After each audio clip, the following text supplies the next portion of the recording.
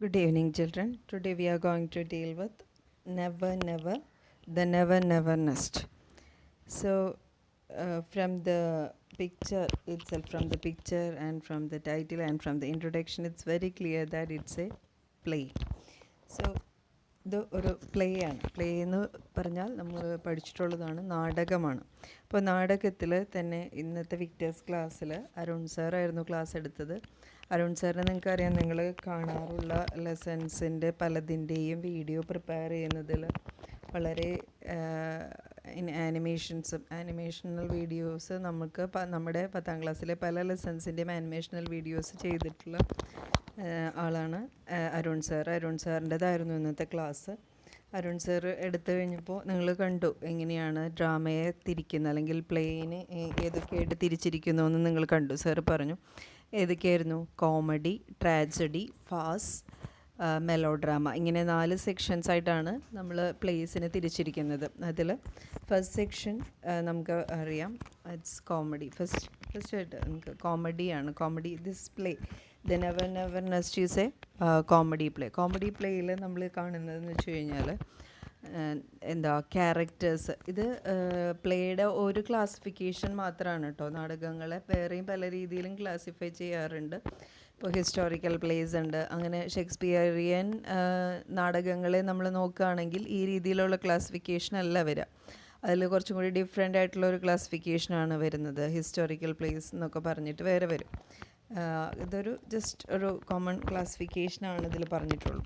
അപ്പോൾ ഇവിടെ പറഞ്ഞിട്ടുള്ളത് ഫസ്റ്റ് കോമഡിയാണ്. കോമഡി എന്ന് പറയുമ്പോൾ ട്രിവിയൽ ആയിട്ടുള്ള തീംസ് എന്ന് വെച്ച് കഴിഞ്ഞാൽ വളരെ സിമ്പിളായിട്ടും അല്ലെങ്കിൽ അത്രയ്ക്കും ഇമ്പോർട്ടൻസ് ഇല്ലാത്ത സിമ്പിളായിട്ടുള്ള തീംസ് ആയിരിക്കും കോമഡിയിൽ എടുക്കുക.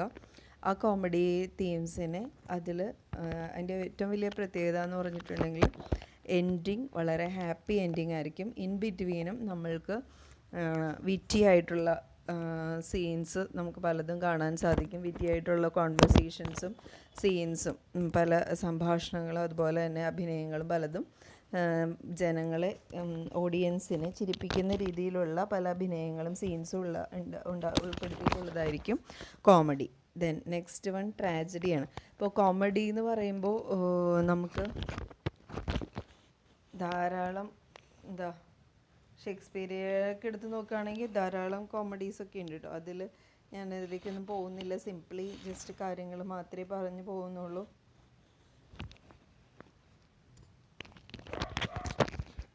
ഞാൻ അധികം പറഞ്ഞു പോകുന്നില്ല, നിങ്ങൾക്ക് സിംപ്ലി വേഗം എളുപ്പത്തിൽ മനസ്സിലാവാനായിട്ട് പറയാം. ഷേക്സ്പിയറിൻ്റെ മെർച്ചൻ്റ് ഓഫ് വെനീസ് നിങ്ങൾ പഠിച്ചിട്ടുള്ളതായിരിക്കും ഓൾറെഡി. അതുപോലെ 12th നൈറ്റ്, ഇതൊക്കെ ഷേക്സ്പിയറിൻ്റെ കോമഡി പ്ലേസാണ്.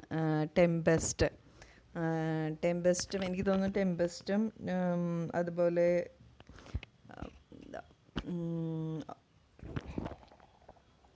മെർച്ചൻ്റ് ഓഫ് വെനീസൊക്കെ നിങ്ങൾക്ക് കുറച്ചെങ്കിലും പരിചയമുള്ള പ്ലേസ് ആയിരിക്കും. അപ്പോൾ അത് കോമഡി പ്ലേസ് ആണ്. അപ്പോൾ അതിൽ ഇത്രയേ ഉള്ളൂ, സിംപ്ലി കോമഡി ആയിരിക്കും. അതിൽ ഹോൾ പ്ലേയിൽ നമുക്ക് കോമഡി കാണാൻ സാധിക്കും. അതുപോലെ ട്രിവിയൽ തീംസ് ആയിരിക്കും ഡീൽ ചെയ്യുക. പിന്നെ ഉള്ളത് എൻഡിങ്ങും ഹാപ്പി എൻഡിങ് ആയിരിക്കും. അടുത്തത് ട്രാജഡിയാണ്. ട്രാജഡിയിൽ നമുക്ക് ട്രാജഡി എന്ന് പറയുന്ന വേർഡിൽ തന്നെ അറിയാൻ പറ്റും, must be with tragic ending ആയിരിക്കും. അതുപോലെ ഒരു ഫ്ലോ ഉണ്ടാവും. ഫ്ലോ എന്ന് പറയുന്നത് അതിലെ മെയിൻ ക്യാരക്ടറിൻ്റെ കഥാപാത്രത്തിൻ്റെ ക്യാരക്ടർ എന്ന് ഉദ്ദേശിക്കുന്നത് കഥാപാത്രം. ആ കഥാപാത്രത്തിൻ്റെ ഏതെങ്കിലും ഒരു വീക്ക്നെസ് അയാളുടെ തന്നെ ഗ്രേറ്റ് ഫോളിലേക്ക് കൊണ്ടുവരുന്ന രീതിയിലായിരിക്കും. അയാളുടെ ഏതെങ്കിലും ഒരു വീക്ക്നെസ്, അയാളൊരു പക്ഷേ വലിയൊരു ലെവലിൽ നിൽക്കുന്ന ആളായിരിക്കും, പക്ഷേ അയാളുടെ ഏതെങ്കിലും തരത്തിലുള്ള അയാളുടെ ഒരു വീക്ക്നെസ് അയാളുടെ ജീവിതത്തിനെ മുഴുവൻ മാറ്റിമറിക്കുന്നതും അവസാനം അതിലെ പ്രധാന കഥാപാത്രങ്ങളുടെ ഏകദേശം എല്ലാ പ്രധാന കഥാപാത്രങ്ങളുടെയും ഡെത്തിലൊക്കെ ആയിരിക്കും. അതായത് വളരെ അതിസങ്കടകരമായൊരു എൻഡിങ് ആയിരിക്കും അതിനുണ്ടാവുക. അപ്പം അത് നമ്മൾക്ക് പലർക്കും അറിയാവുന്ന ധാരാളം ട്രാജഡീസ് ഉണ്ട്. അതിൽ ഷേക്സ്പിയറിൻ്റെ തന്നെ നിങ്ങൾക്കറിയാവുന്ന ഒരു വളരെ ഫേമസ് ആയിട്ടുള്ള ട്രാജഡിയാണ് റോമിയോ ആൻഡ് ജൂലിയറ്റ്. അതൊരു വളരെ ഫേമസ് ആയിട്ടുള്ള ട്രാജഡിയാണ്.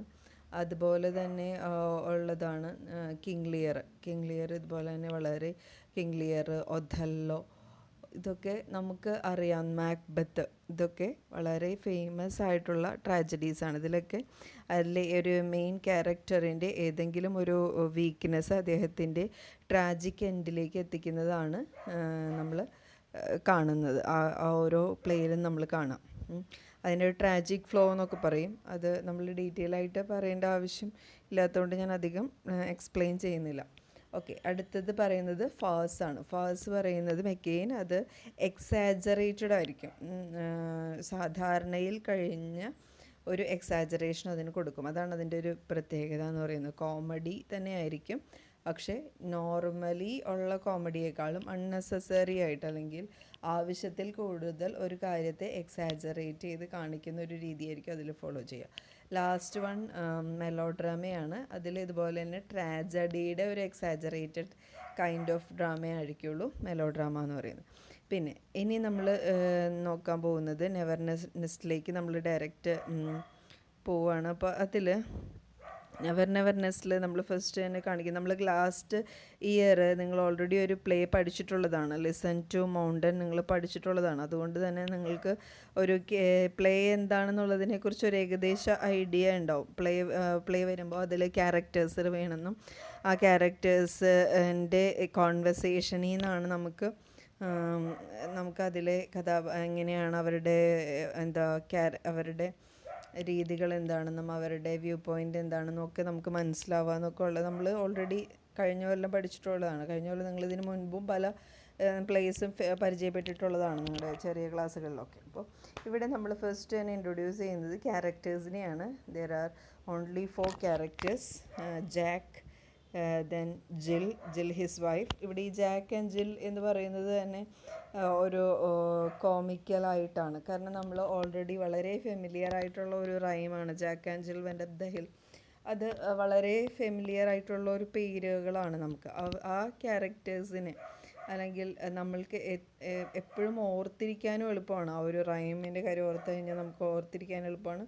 അത് ഒരു കോമഡി ആയതുകൊണ്ട് തന്നെയാണ് അങ്ങനെയുള്ള പേരുകൾ ഇതിൽ കൊണ്ടുവന്നിരിക്കുന്നതെന്നും വേണമെങ്കിൽ നമുക്ക് പറയാം. അതിൽ നോക്കി, അതുമാത്രമല്ല ജെയിൻ, ഓണ്ടിൻ്റെ പേരും ജെയിൻ എന്നാണ്. It's rhyming. ജെ എന്നാണ്, ഓണ്ട് ജെയിൻ എന്നാണ് പേര്. ദെൻ നാലാമത്തെ ക്യാരക്ടർ നേഴ്സാണ്. നേഴ്സ് ഒരു ട്രിവിയൽ, വളരെ കുറച്ച് സമയത്തേക്കുള്ളൂ നേഴ്സ് വരുന്നത്. ദെൻ പിന്നെ ഇവിടെ പറയുന്ന ഒരു കാര്യം, it's a 1 act play. So what do you mean by that 1 act play? എന്താണ് 1 act പ്ലേ എന്ന് പറഞ്ഞു കഴിഞ്ഞാൽ ഉദ്ദേശിക്കുന്നത്? 1 act പ്ലേ എന്ന് വെച്ച് കഴിഞ്ഞാൽ നോർമലി ഒരു നാടകത്തിന് പല ആക്റ്റുകളും പല സീൻസും ഉണ്ടാവും. എന്ന് വെച്ച് കഴിഞ്ഞാൽ ഇപ്പോൾ മാക്ബത്തൊക്കെ ആണെങ്കിൽ ഏകദേശം 4 ആക്റ്റുകളുണ്ട്. അതിൽ ഓരോ ആക്റ്റും 3ഉം 4ഉം സീൻസ്, ചില സമയത്ത് 5 സീൻസൊക്കെ ഉണ്ടാവും ഓരോ ആക്റ്റിലും. അങ്ങനെയാണ് നോർമൽ ലെവലിൽ ഒരു ഡ്രാമ വരിക. പക്ഷേ ഇവിടെ പറയുന്നു ഇതൊരു 1 act പ്ലേ ആണ്. ഈ 1 act പ്ലേ എന്ന് പറയുമ്പോൾ എന്താണ് അതിൻ്റെ പ്രത്യേകത എന്ന് വെച്ച് കഴിഞ്ഞാൽ അതിൽ ഒരു ആക്റ്റേ ഉണ്ടാവുള്ളൂ, ഒരു ഭാഗമേ ഉണ്ടാവുള്ളൂ. ആ ഒരു ഭാഗത്തിൽ വേണമെങ്കിൽ പല സീൻസ് വരാം. പക്ഷേ ഇവിടെ നമ്മൾ മനസ്സിലാക്കേണ്ട കാര്യം, ഡ്രാമ എന്ന് പറയുന്ന ഒരു പ്ലേ എന്ന് പറയുന്നതിൽ നോർമലി കുറേ അധികം ആക്റ്റുകളും ഓരോ ആക്റ്റിലും പല സീൻസും ഉണ്ടാവും. അപ്പോൾ ഇവിടെ 1 act പ്ലേ ആയതുകൊണ്ട് ഒരു ആക്റ്റേ ഉണ്ടാവുള്ളൂ. അപ്പോൾ ആ ആക്റ്റിൽ വേണമെങ്കിൽ ഒന്നോ അതിലധികമോ സീൻസ് വരാം, പക്ഷേ ആക്റ്റ് ഒന്നേ ഉണ്ടാവുള്ളൂ. അപ്പോൾ ഇവിടെ നമുക്ക് നോക്കാം എങ്ങനെയാണ് അത് ചെയ്തിരിക്കുന്നതെന്ന് നമുക്ക് നോക്കാം. അപ്പോൾ അതിന് മുൻപായിട്ട് നമ്മളിവിടെ ഇൻട്രൊഡക്ടറി ആയിട്ട് ഒരു കാര്യം ചോദിക്കുന്നുണ്ട്. Have you ever purchase things on instalment? നിങ്ങൾ എപ്പോഴെങ്കിലും ഇൻസ്റ്റാൾമെൻറ്റിൽ എന്തെങ്കിലും സാധനം വാങ്ങിയിട്ടുണ്ടോ? Buying things on instalment and leading a luxurious life seems to be happy and pleasing. ഇപ്പോൾ ഓരോ ലക്ഷൂറിയസ് ആയിട്ടുള്ള കാര്യങ്ങൾ ഇങ്ങനെ ഇൻസ്റ്റാൾമെൻറ്റിൽ വാങ്ങിച്ചിട്ട് അതിൽ നമുക്ക് ആ ലക്ഷൂറിയസ് ആയിട്ടുള്ള കാര്യങ്ങളൊക്കെ നമ്മൾ സ്വന്തമാക്കി നമ്മൾ ജീവിക്കുന്നത് നമ്മളെ ഹാപ്പി ആക്കുമോ? But if it's not properly dealt with, okay, ഇൻസ്റ്റാൾമെൻറ്റിൽ നമ്മൾ സാധനങ്ങൾ വാങ്ങിക്കുന്നത് വരെ ഇറ്റ്സ് ഓക്കെ. ഇൻസ്റ്റാൾമെൻറ്റിൽ സാധനങ്ങൾ വാങ്ങിച്ചു, അത് വീട്ടിൽ കൊണ്ടുവന്നു. നമ്മൾ വിചാരിക്കും നമുക്ക് ആ സാധനങ്ങൾ നമ്മൾ കുറേ നാളായിട്ട് ആഗ്രഹിച്ചിരിക്കുന്നതായിരിക്കും ആ സാധനം വാങ്ങിക്കാനായിട്ട്.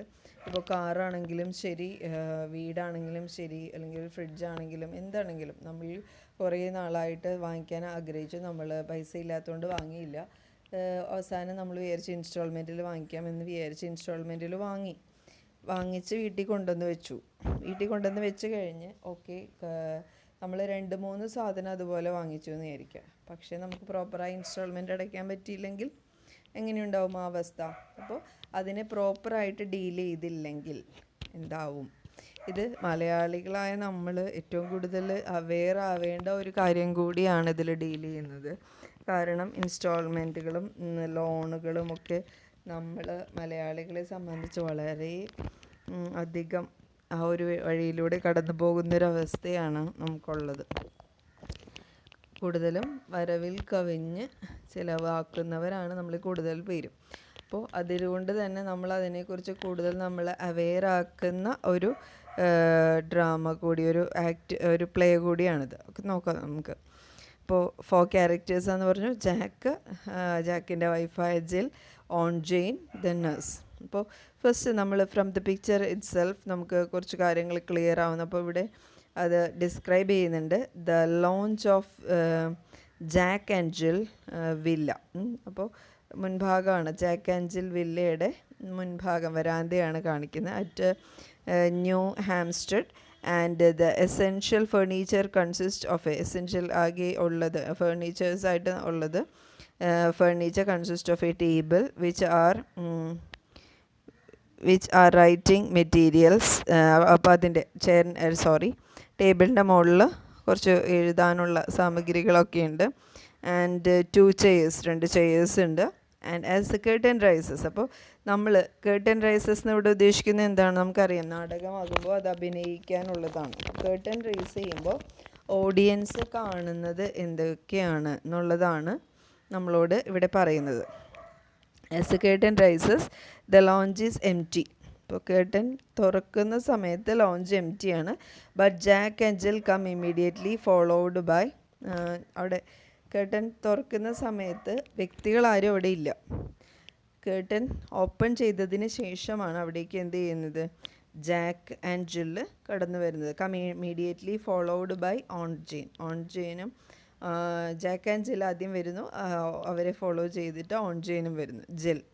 And this is the lounge. അപ്പോൾ ഇതാണ് ഞങ്ങളുടെ ലോഞ്ച് എന്ന് പറഞ്ഞിട്ട് കാണിക്കുകയാണ്.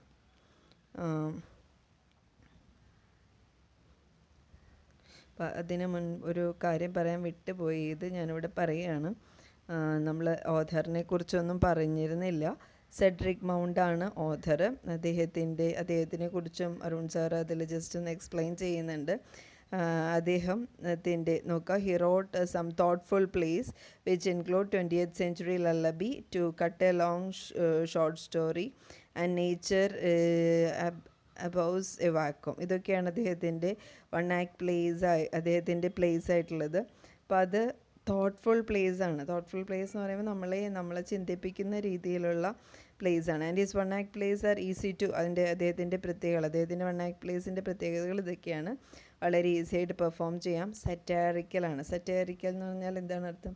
ആക്ഷേപഹാസ്യം ഇൻക്ലൂഡ് ചെയ്തിട്ടുണ്ട്. എന്താണ് ആക്ഷേപഹാസ്യം? ആക്ഷേപഹാസ്യം എന്ന് പറഞ്ഞു കഴിഞ്ഞാൽ യഥാർത്ഥത്തിൽ ഹാസ്യത്തിലൂടെ ഒരു കാര്യത്തെ നമ്മളെ ചിന്തിപ്പിക്കുന്ന രീതിയിൽ പറയും. ഇപ്പോൾ ഇവിടെ ഇൻസ്റ്റാൾമെൻറ്റിൻ്റെ കാര്യമാണ് പറയുന്നത്. നമുക്ക് ഈ പ്ലേ കഴിയുമ്പോഴേക്കും നമുക്ക് മനസ്സിലാവും. ആ ഇൻസ്റ്റാൾമെൻറ്റിനെ വളരെ കോമിക്കലായിട്ട് പ്രസൻറ്റ് ചെയ്ത് നമ്മളെന്ന ഓഡിയൻസിനെ അതിൻ്റെ ഡീപ്പർ ലെവലിലെ തോട്ട്ഫുൾനെസ്സിലേക്ക് കൊണ്ടുപോകുന്ന ഒരു വേ ആണ് സെഡ്രിക് മൗണ്ട് ചെയ്തിരിക്കുന്നത്. നമ്മളെ അതിനെ ഇരുത്തി ചിന്തിപ്പിക്കുക. ഒരു ഹാസ്യ രീതിയിലായിരിക്കും അദ്ദേഹം അത് പറയുന്നുണ്ടാവുക. പക്ഷേ ആ ഹാസ്യ രീതിയിൽ പറയുന്നതിലൂടെ നമ്മൾ ആ ഒരു കൺസെപ്റ്റിലേക്ക് വളരെ ഡീപ്പറായിട്ട് കൊണ്ടുപോവുകയും നമ്മളെ ഇരുത്തി ചിന്തിപ്പിക്കുകയും അതിനൊരു ആ ഒരു രീതിയിലേക്ക് നമ്മളെ മൈൻഡിനെ കൊണ്ടുവരികയും ചെയ്യുന്നതാണ് അദ്ദേഹത്തിൻ്റെ ഒരു രീതി. സോ